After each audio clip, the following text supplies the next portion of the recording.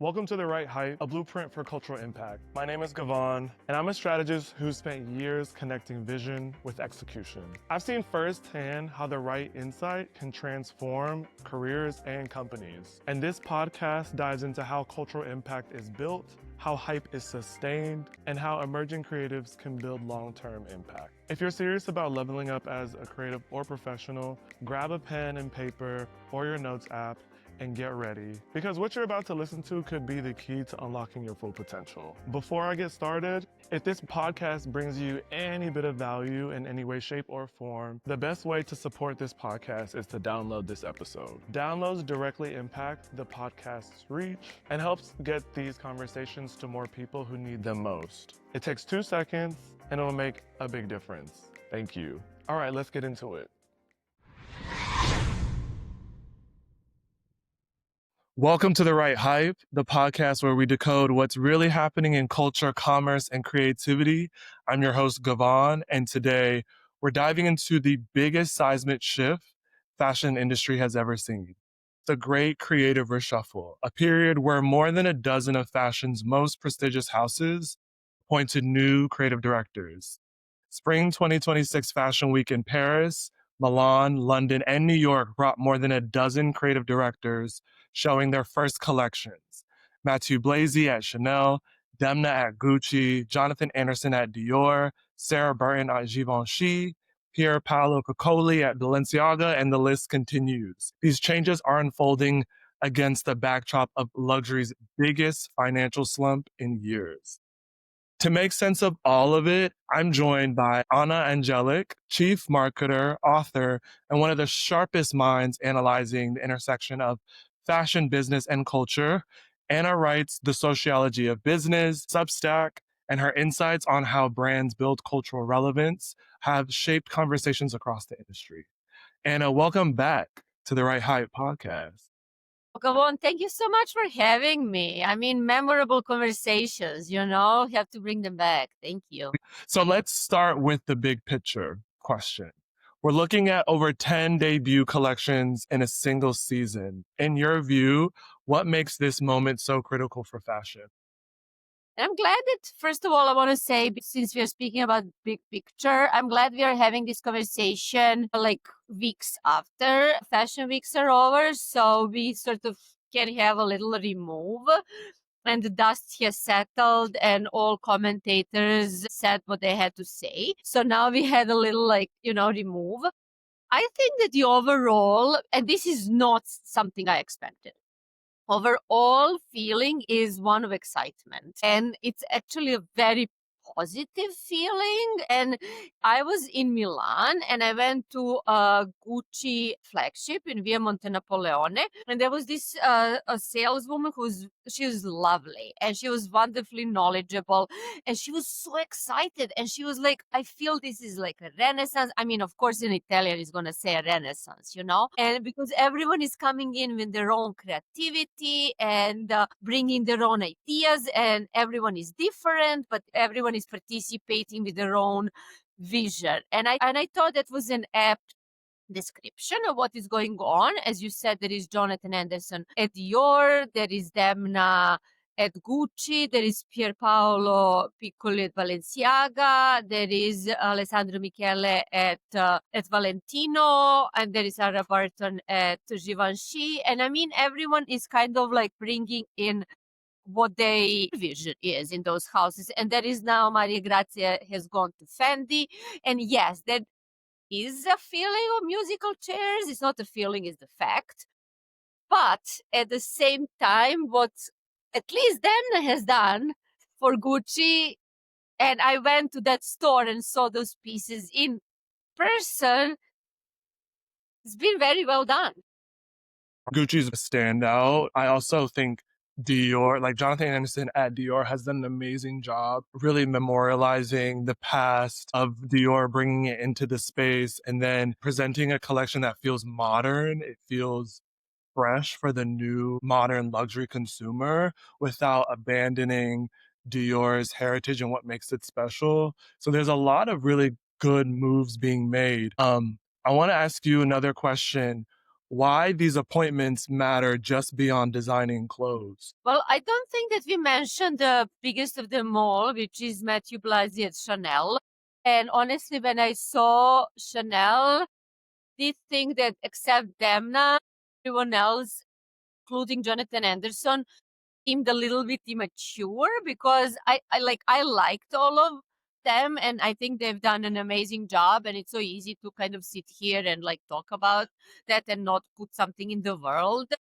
But what Blasi has done with Chanel is like understand the heritage and understand her intention. Why did she create that brand in the first place? How did she view women and how did she carry herself? How did she dress herself, and how she had understood that what that nonchalance and movement was not just for men but also for women, and brought he kind of like reintroduced that. I don't want to say brought back because he reintroduced is a better word for 2025 and beyond. That was something that was like, oh wow, this is what fashion is about. This is really, it's about how people dress, how they present themselves, the roles they play, but also how they move in their real lives. So that is what we were all reminded. It's not almost what like Karl Lagerfeld, what he built is like monumental. But when you look at what he did, it's almost like felt costumey. When you looked what Blasi did and how real people dress, what Coco Chanel was about, how real women dress and how she changed that. So that is going back to your question, what is the meaning beyond just changing who the directors are? And I felt that Demna did exact same. It's not about the costume, it's actually about what people are wearing. So much of Chanel's like grandeur, like the Grand Palais, this like living cosmos of planets for the debut, like I think he was able to bring us into this fantasy world where characters do live, but like bring it down to us in a way that feeds our lifestyle. I think Demna did a good job with the La Familia sort of archetypes. You're not just creating a character for the character's sake. You're creating it so that people can embody themselves, adopting that attitude. And what a way to like encapsulate that in a film starring Demi Moore. I mean, these theatrical presentations, I think they tell us something else too, like how brands and designers are thinking about breaking through the noise. I love that you brought it up, and I also want to hear more what you thought about Chanel, but let's stay with Gucci for a minute because you said attitude. And when I was like in Milan, when I was talking to that woman at Gucci store, she was like, do you know this is like how Milanese, like all the lady dress, that's the attitude, that's the mood. And you're like, oh, I'm in the mood for to look like this, to dress like this, to behave like this. That's what clothes do, you know? And like, I think that's such an apt word that you used. Yes, yes, yes. It's kind of connecting the dots in the way that like fashion can sometimes feel disconnected. But back to Chanel, I mean, what I loved about Matthew Blazy's presentation is how fun and free it felt. I think fashion takes itself sometimes too seriously, and we forget that right now people are going through some of the toughest times that they've ever been through. And so the role that a fashion brand can do and be is that escape, that fun, that like, you know, I think the whole collection really encapsulated the youthfulness, the femininity that a lot of women are trying to embody. A little bit of that masculine, that confidence, that courage, with that softness and that attention to detail. And I loved how even not just the runway show, but the appointment of Ayo Ibadiri as the brand Ambassador, ambassador, yes. she just embodies to me, you know, we talk at High Snob, we talk about cultural pioneers, these really influential, tapped in consumers who appreciate art and curation and aesthetics. And they also have a foot in entertainment or like some sort of industry. And I think that's what Io embodies for me. And bringing her into Chanel, I think is going to be amazing. It was a smart move. I thought it was great.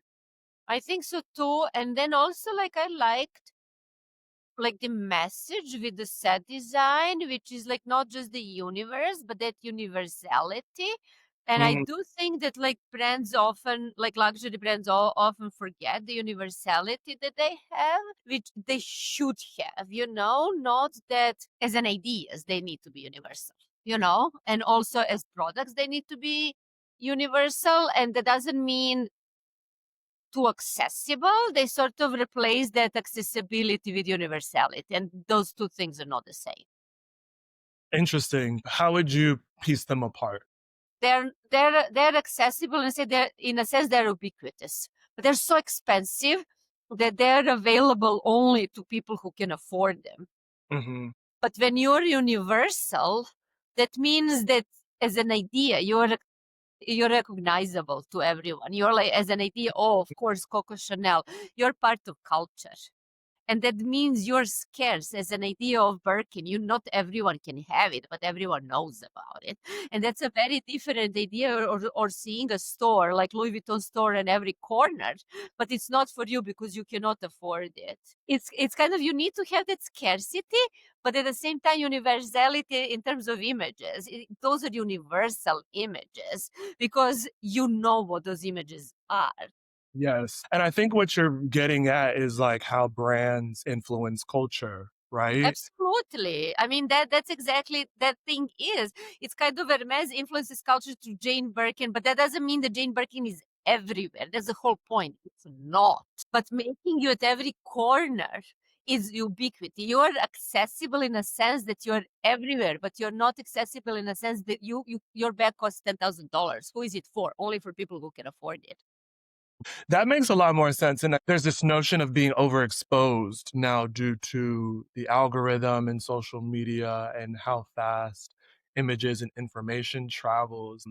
Dior, Jonathan Anderson's debut had like over 1 billion views or impressions, right? Like Dior is now the most talked about brand from Fashion Week. But there's that paradox with which is like, can overexposure be too much? Like, can Dior be overexposed? And I think you're hitting on that tension quite literally. Yeah, I mean, I want to hear what you think about it because you work at High Snobiety, which is pretty much one of the kind of most influential media companies. And I just don't want to say not just media companies, but also content creators and culture creators. But for me, it's again going back to universality. Universality is ideas and images. So you can say, oh, you have ideas of love or of, Disney characters or Mhm. narratives, or, like you have like certain narrative arcs or certain tensions or certain stories or certain myths in society. So if you want to become universal like that, which Chanel is, you know exactly what Chanel means. You know exactly what Hermes Birkin means. You know what Rolex means. Doesn't mean that everyone needs to have it. It's Mm, enough to know what it signifies. That is what symbols are for. You know what they signify. That's the universality of their meaning. But then luxury brands confuse that universality of meaning, of that symbolic nature, with the need for them to be present in everyday cultural conversation, for everyone to yes. Yeah. have, everyone to talk about. And that is why does Dior need to be talked about? Why is having media impressions a good thing? Yes. Scarcity is a good thing. Scarcity. Not everyone needs to have a Birkin bag, but everyone knows what having a Birkin bag means. Everyone knows what Birkin bag means. And that's why that universality that Blasi wanted is so intelligent. But I don't think everyone got it. What you said sparks for me like share of mind, share of wallet. And what I was thinking about is right now, luxury, it's being interrogated. So for me, what I think of is strategically, it's about like aligning yourself with the associations that are cultural, finding the ones that feel distinct, ownable, and competing for attention for those specific things. Because you won't, to your point, like, I don't think every brand is trying to market or sell to everybody. That's not the goal for luxury.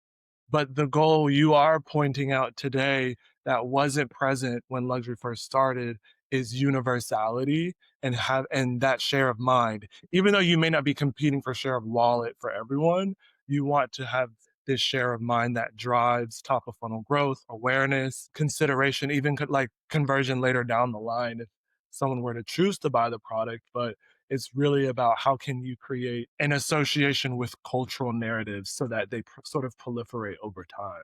That share of mind is beyond media impressions, because media impressions are something that happen in the moment. And then you have like media impressions in the moment, and then you have something else. Universality is something that exists in, like, you know, like when you have like different spheres, you exist in a sphere that's above that. Is the sort of backdrop of culture. Whatever happens on a daily basis doesn't impact you. And like everyone knows what Birkin bag is. They don't need media impressions on a daily basis. Like, for example, like Victoria's Secret last week, they had like a fashion show. Everyone talked about it. Monday, it's forgotten. They're going to talk, like people are going to talk about something else. You know what I mean? I wish people could see, people who are listening can see your face right now, because you're like, you looked pained when I mentioned Victoria's No, Secret. I think what I'm coming to the realization is that there rarely is staying power. Like brands rarely have, not brands per se, but those moments are just a moment. They're not the brand's true role or like what it stands for in culture. Brands have to find that and dig even deeper to create that moat, to create that preservation while being generative and of the moment. It's a hard thing to balance. Absolutely. And I think the way that you kind of do that, you kind of do, it's not those big moments, it's what you do in between. And I think that Pharrell is really good at that. What he did when he when he joined Louis Vuitton Men. So he created a big spectacle, but then he partnered with Tyler, the creator. He had store openings, that he had product drops, collaborations. It's what happens in between the shows. It is equally attention relevant and like sort of keeping people's attention, keeps people's interest than those big moments themselves. So it's kind of brands that keep at it, keep people interested. And it's not like you can't do like one thing. I mean, you can, and you'll definitely get people's attention for a minute. And that's like, oh, media impact value, whatever that means. I don't think that Launch Metric knows what it means, but it sounds great and they're making a lot of money out of it, you know? And then it goes away. And it goes away until the next time. And brands spend a lot of money on that and so on. But that doesn't put you in that level of Chanel's, of Hermes's, you know, of the world, when you're kind of like, that's that universal symbolic value. And that's where you want to be. You want to have that universality and scarcity at the same time, because you don't want to non-stop to compete. What you say, for that share of mind, non-stop. When you're a Chanel or someone, you have that share of mind without like competing for that share of mind. Yeah. Yeah. I mean, you something that you bring up is like this multi-stage sort of rollout, like versus just the traditional runway show appear and then done. With La Familia, it was a lookbook, it was the film premiere, it was the red carpet, But it was it was also the clothes themselves. It was the styling and the clothes themselves. And then he opened that showroom, and what they told me there, they said like, oh, Demna wanted, he could have had that showroom for just private clients, and he did sell some of the most expensive stuff for to the private clients, but he wanted to open the showroom at the level of the street for everyone to come in and to see those mm, clothes for 2 weeks. And it closed already. It's going to be like when the collection comes in February, it's going to be like, because that's when the collection comes. But he made it available for everyone for 2 weeks afterwards to see the clothes. Usually it's available in the showroom for appointment only private clients. So that's also one way of making those clothes available. gotcha. That's that universality scarcity at It play. Correct. For 2 weeks, you're in Milan and you can see them just for if you're there, you know. But again, there is a movie that was there's the showroom. There is the clothes themselves that are gonna be available only at the right place at the right time. And for me, that movie was literally what was the old school presentation. And also Spike Jonze is known. He did Kenzo 9 years ago or something, perfume. So he's known for setting that attitude and the mood and the atmosphere. It's interesting how creative directors create that vibe that is then quantifiable. Nostalgia is not enough. And I think the brands that literally just bring the archives back, literally, or repeat what has been done, and that can be luxury brands or premium brands or mass brands. It's not a time capsule. The culture marched on, and you really need to respect those founders, because the founders were the most innovative people of their time. And you're not respecting the founders if you're bringing what they've done in a new era, because that means that you're bringing the past, literally. You know what I mean? Yeah. The ones who were oriented towards the future, who were so innovative that they were ahead of their time. The way to respect them is to bring that innovation. So to take those codes and to be innovative again. So I think that is actually the key. And also to say, hey, I'm not gonna change everything overnight. And I think that finally that the luxury fashion is kind of wisening up and say, hey, I'm not gonna turn things around in one season, in one collection. They're now saying, oh, it's gonna take 3 years for me to establish my vision. And that is very, very smart. But that's new, because before everyone was like, no, it needs to happen overnight, and then musical chairs were even crazier than now. What you're talking about is the business reality underneath all of this. And recognition that it's not about what you said at the beginning. It's not just about the creative director. It's about the CEO, it's about the CFO, it's about head of merchandising, it's about distribution, it's about sales, it's all of. And it's about being patient with all of that. Yeah, I mean, giving it time to sort of grow, because even when in that store in Milan, Sabato's collection was still downstairs.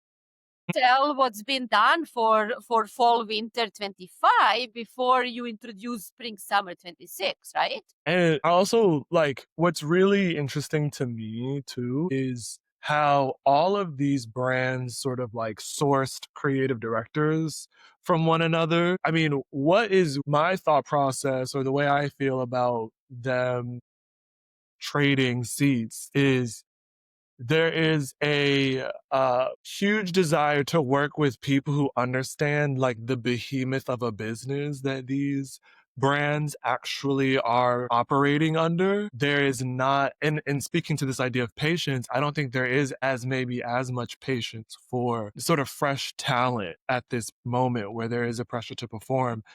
An outlier to me is Christian Louboutin bringing in Jaden Smith.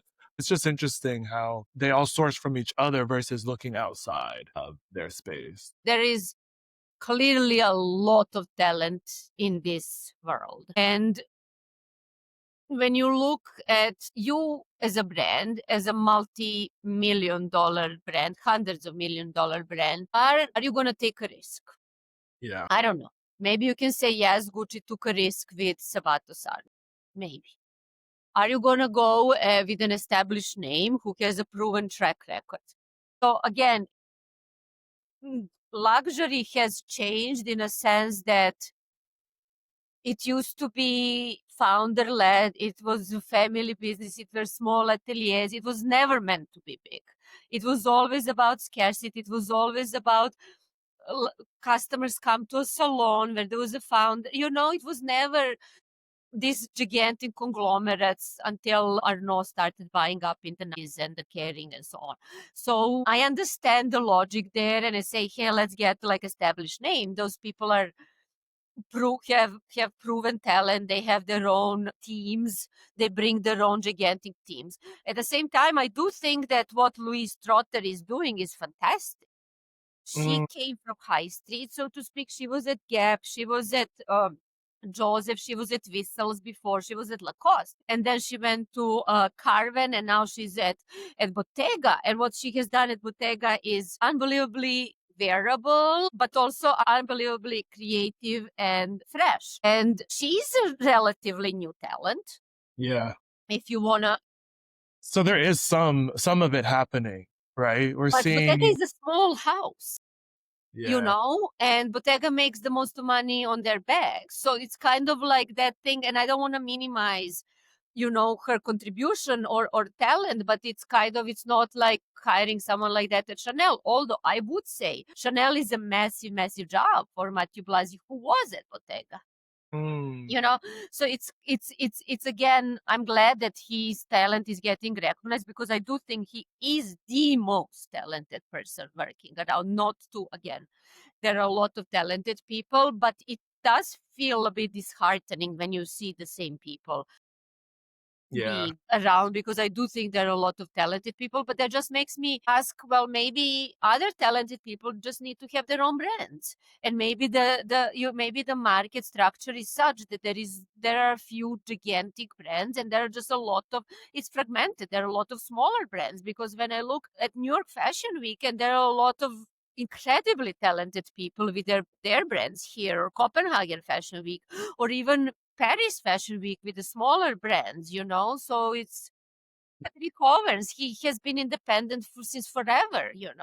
One thing that also strikes me is how like you brought up Louise Trotter, and then I was thinking about Sarah Burton, but just like how few women are in these top creative Yes. director roles. Yes.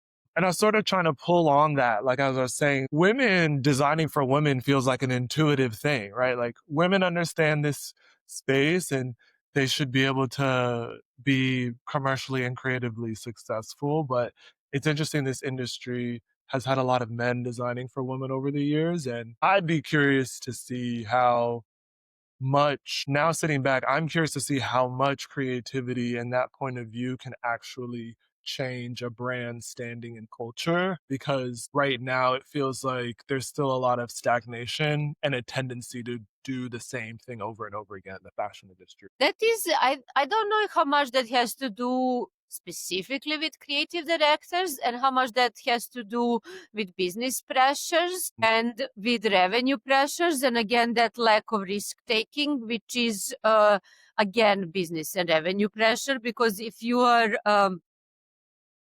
a gigantic conglomerate, and if you're a big brand within that conglomerate, and if you're forced to grow, how are you going to grow? You're not going to grow by experimenting, by doing things that you don't know. You're going to do what worked in the past, because what worked in the past, you're going to assume is going to work in the future. And we are seeing that across cultural industries, in movies, in design, in fashion, in entertainment, in music. Like, sameness is rewarded, because what worked in the past is going to work again in the future. And successful things get made again, because that's what that lack of experimentation is, because it's, again, capitalism rewards financial success. No one is going to say, let's do something completely different. We are not going to know how much money we are going to make, but the hell with it. Yeah, The hell with like shareholders, like the hell with the board, the hell with like stakeholders. Like, let's just, like throw everything in the wind, like Jean Paul Gaultier designer did. And God bless Versace. And I loved what the new designer has done. It doesn't look yes. anything like Donatella has done in the past, but why not? Like, it was styled great. They have new prices. They have a new creative vision. Let's see. Maybe people buy it. I'm gonna see. Gonna go. I'm gonna be in LA later next week. I'm gonna stop by showroom. I'll report back. That's interesting. We touched on a lot of really interesting things here. So I want to say thank you so much for your time.